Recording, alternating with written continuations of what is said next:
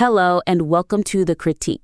Today we're breaking down a script for a YouTube video called Why Your Life Feels Like a Waiting Room. Right, the one from This Being Human. Exactly. It uses Albert Camus and the myth of Sisyphus to talk about, how modern ambition can feel like you're always preparing for a life that hasn't started yet. A really strong concept. It is. So let's just get straight into the feedback. Let's do it. Okay, so the first thing that really jumped out at me is an issue with narrative efficiency. I'm calling it metaphor stacking. Metaphor stacking? Okay. Yeah, it happens right in the middle. The script brings up the film Collateral right before it introduces Camus, and it really muddies the waters. Hold on. See, I actually like that part. Really? Yeah, the Collateral reference. The scene with Tom Cruise and Jamie Foxx where they're talking about the guy who dies on the train. I thought that was a great hook. It sort of grounds the whole waiting room idea before you get into the heavy stuff. Why is that a problem? I get that. And look, it's a great scene. In a vacuum, it's a perfect metaphor. Right. But you have to look at the sequence of ideas. I mean, think about it. The script starts with a waiting room idea, which is the whole thesis. Yep. Then it kind of quickly touches on a video game, then an Olympian, and then it just slams on the brakes to give us the full recap of a scene from a 2004 movie. Huh. When you lay it out like that, it does sound a little crowded. It's more than crowded. It's like narrative whiplash. The weakness here is all about cognitive load. By putting Collateral in there, you're making the audience download a whole new set of files, Okay, files like who Vincent is, who Max is. Exactly. The whole hitman, cab driver dynamic, the emotional weight of that scene. And then, 10 seconds later, you're telling them, okay, delete all that. Now upload Zeus, a giant boulder, and a French existentialist. I see. So the viewer's spending all their mental energy trying to remember the movie plot instead of getting ready for the actual philosophy. You got it. The Collateral section is just this massive speed bump. It holds up the arrival of the main point, Camus, for almost 200 words. You're making people care about Tom Cruise at the exact moment they should be starting to care about their own life. That's a fair point. But, okay, let me play devil's advocate. Please. If you cut the pop culture bit, don't you risk the whole thing becoming too academic, too dry? If you just jump from life feels like waiting to, and now, a French philosopher, do you lose people? Not if the bridge is solid. And my suggestion here is to just remove the Collateral reference completely. Streamline that path directly to Camus. So just rip it out. Yeah, the script doesn't need Tom Cruise to make its point. The intro already did a beautiful job with that 11 p.m. on a Friday imagery. That's what's relatable. So if I'm the writer and I'm cutting that scene, which I'll admit might be a favorite I'd have to kill, how do I fill that gap? The movie is the thing that pivots to the idea of a wasted life. You don't need it. You can bridge the fear of the unlived life straight to Camus. Right now, the script takes this, scenic route through Hollywood. Instead, you can take the line, what if you're spending your entire life preparing for a version of living that doesn't exist, and flow right into, this is the problem Albert Camus wrestled with. It's so much tighter. Oh yeah, that keeps all the pressure on me, the viewer. Exactly. The movie reference actually lets the tension out because it makes you a passive observer of a film. Cutting it keeps the focus internal. If you feel you absolutely need a bridge, just use a quick universal sentence. Like what? Something like, we all have that fear of waking up old and realizing we never really started. It does the exact same work as the movie summary, but in, 10 words?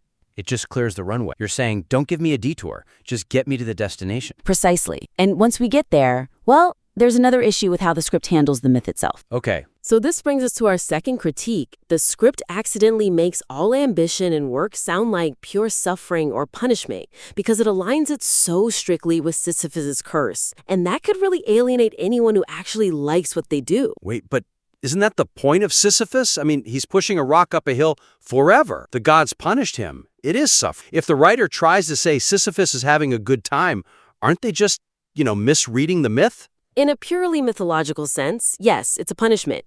But you have to think about the audience for this video. Creators, coders, entrepreneurs? Right. Modern ambition. The script directly equates their side project or writing code with the boulder. It uses words like pushing, repetition, uncertainty. Yeah, because the outcome is uncertain. That's the whole waiting room feeling. But here's the weakness in that framing. It implies that the act of doing the work is miserable. The script suggests that the only good part is when Sisyphus is walking back down. The pause. the break from work. But for a lot of creative people, the pushing, the coding, the editing, that's the flow state. That part is actually satisfying. The real tragedy for a modern creative isn't that the work is hard, it's that they can't enjoy the work because they're so obsessed with the result. Ah, I see that distinction. Okay. So you're saying the script is basically telling its audience, your passion is a curse. Exactly.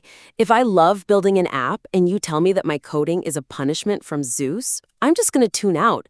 I'm going to think, no, I like this part. I just hate that I'm not a millionaire yet. That's a really crucial. So how do we fix it? We can't change the myth. We don't change the myth. We just nuance the definition of the boulder. The suggestion is to create a distinction between the struggle for a result, which is out of our control and causes that waiting feeling, and the texture of the action, which is something you can actually enjoy. Texture of the action. I like that phrase. How would that look in the script? You could modify that section where it says work still feels like work. Add something that acknowledges the boulder itself has a certain feel to it. An example? Sure. You could insert a line like, Sisyphus might not love the weight of the stone, but he knows the shape of it better than anyone else. Oh, that's good. That gives him some agency. He's a craftsman, not just a victim. Exactly. And let's get concrete with the modern examples, too. The script mentions coding the app and how frustrating it is because the numbers barely move. Right. We should reframe that. Instead of just focusing on the user number, acknowledge the small victory. The script could say something like, the tragedy isn't that the work is hard. The tragedy is missing the satisfaction of solving that one impossible bug because you're too busy worrying about the IPO. That's a huge perspective shift. It tells the listener that the value isn't just in the exit strategy, it's right there in the bug fix. It validates their effort. It tells them their craft mattered, even if the reward hasn't shown up. It shifts the whole argument from a kind of nihilism, it's all pointless, to meaningful engagement. This moment right here has weight. Which, now that you say it, aligns way better with what Camus was actually getting at. Right? One must imagine Sisyphus happy. Not happy because he's finished, but happy because he's doing. Precisely. And speaking of doing, we need to talk about what the viewer is seeing. Uh-oh. This is a YouTube script, but it really reads like a podcast. So critique number 3 is that the script relies way too much on internal monologue and abstract ideas, without any cues for how the visuals can actually support the thesis. This is such a classic video essay problem. Someone writes a lecture, and then they just assume the editor's gonna, find some B-roll to slap on top of it. And that is a recipe for disaster. If you write a 40-second paragraph about, the absurdity of the human condition without a visual plan, your editor's gonna go find stock footage of a guy looking sad at a sunset, or worse. The dreaded cloud time-lapse, the official sign for, I had no idea what to show here. You know it. So the weakness is that the script goes on these long, abstract, philosophical tangents about Camus, about rose gardens, without grounding any of it visually. The viewer's eyes get bored and they click away. The video format isn't being used to show the absurdity. That makes sense. But isn't that like the director's job or the editor's job? Why is that on the writer? Because the visuals are half the story. If the writer doesn't weave visual prompts into the narrative, the audio and video just feel disconnected. The suggestion here is to literally write the visuals into the script. Ground the philosophy in that modern reality you set up in the intro. Okay, give me an example. How do you write a visual for existential dread? You don't show the dread, you show what's causing it. So when the script is describing Sisyphus's boulder rolling back down the hill, don't just talk about a rock. Tie it to a modern equivalent. For example, the boulder rolling down looks exactly like a file crash after 3 hours of unsaved editing. Ooh, that is visceral. I can literally see the spinning beach ball of death right now. It immediately translates the ancient myth into a digital reality the audience feels in their bones. Or what about when the script asks, what if the preparation is the living? Yeah? Add a visual cue. The script should say, this is where we stop showing the dream lifestyle montage, the yachts, the travel, and we cut back to the messy desk, the half-drunk coffee, the glow of the monitor. So you're using the medium to make the point. You're visually contrasting the fantasy with the reality. You could even take that waiting room metaphor and make it a recurring visual. How? Suggest something like a literal waiting room ticket number in the corner of the screen that never ever changes. It just stays on 001 while the main character is furiously working.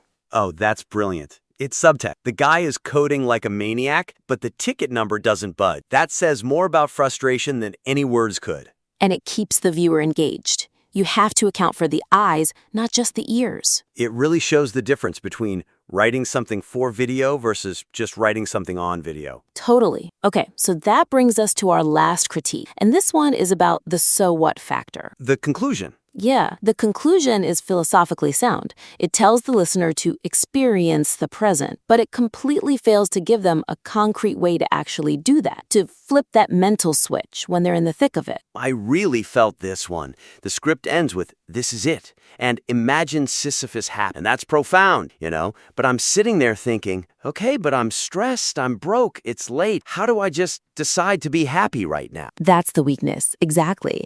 It's asking for this massive cognitive shift. The difference is whether you're here while you're doing it. But that is so hard to implement in the moment. It's like telling someone who's having a panic attack to just calm down. Right. It's correct advice, but it's not help. It stays theoretical. So how do we make existentialism actionable? It's a big ask. Seems like it. But you can. You create a trigger. The suggestion is to add a ritual of return at the end, a specific, tiny action the viewer can take that signals that shift in their mind from waiting to living, right there in the middle of a work session. A ritual of return. I love that idea. We're all creatures of habit. What would that look like in the script? So in that last paragraph, instead of just fading out on the philosophy, you suggest a micro-action, something pulled from Camus' idea of the walk down the mountain. Okay, for example. For example, when you close your laptop tonight, take 10 seconds. Just sit in the silence before you check your phone. That silence is the walk down the mountain. That's so specific. 10 seconds. No phone. It's a real, tangible instruction. It is, and you can make it even more sensory, to tie back to that texture idea from earlier. Go on. Add a sensory check-in, something like feel the keys under your fingers. Taste the stale coffee. That sensation is the only life you are guaranteed. Wow, that immediately grounds you. It pulls you out of the anxious future and plops you right back into the present moment. Right. And then finally, you change the very last line. Right now, it's just, this is it, which is a little passive, a little final. So change it to what? Something that invites action, like the boulder will be there tomorrow. But right now, you are walking down the mountain. Enjoy the walk. That's beautiful. It gives the viewer permission to stop. It acknowledges that the grind will continue. You're not lying to them, but it reframes this exact moment as a reprieve, as the reward. It turns the philosophy into a habit. And that turns the video from just an interesting essay into a tool someone can actually use next time they're feeling that waiting room dread. It really does feel like all these changes boil down to empathy, How so? Empathy for the viewer getting confused by the movie plot, empathy for them enjoying their work, empathy for their eyes getting bored, and empathy for their need for a practical solution at the end. That's a great way to put it. It's moving the script from, look how smart I am about philosophy, to, here is how this idea can actually help you live. So, to sum up our proposed change, we're cutting the collateral reference to tighten up the narrative flow. Yep. We're reframing the boulder to make space for joy in the process, not just in the pause. Right. We're writing in specific visual metaphors to make it a better video, and we're adding a small, actionable ritual of return to the conclusion. That's the perfect summary. By making these changes, the writer doesn't just polish the script. They sharpen the entire argument. They make sure the viewer doesn't just watch the video, but actually uses it. And I've got to say, I really want to watch that version of the video. I want to see the file crash visual. I want to try that 10-second silence. Me too. So we'd encourage the writer to make these changes to really amplify the video's impact. Thank you for submitting your work to the critique. And if you'd like to have your work reviewed, please send it our way. We love helping you make your work better. Until next time.